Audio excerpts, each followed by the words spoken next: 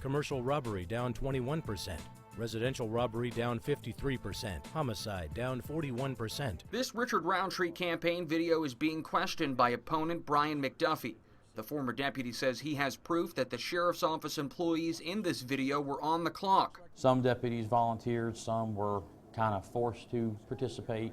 Most of these deputies were actually solicited under false pretenses that it was a recruitment video. McDuffie filed an ethics complaint with the state last week. Now the sheriff is responding, saying his campaign specifically reached out to employees who wanted to help. The deputies were not paid and they were volunteered. We just think it's a desperate attempt at a campaign that really has not gotten any traction in this city. You'll remember that McDuffie was fired by Roundtree in 2013 for using excessive force on a 15-year-old boy.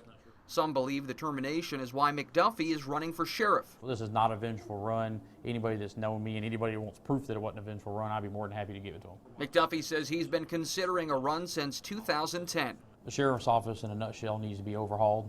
It doesn't really, and not knocking it, be both the prior administration or the current administration, it just doesn't utilize its resources properly. Sheriff Roundtree says otherwise. He says in 4 years, he's achieved all of his goals, including national and state accreditation. We talked about the Unisys platform. Eventually we want to make that into a precinct, almost just like the office here, where it's manned 24 hours a day.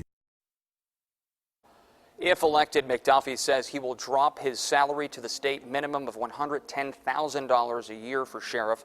He also says he will structure the agency to save taxpayer money.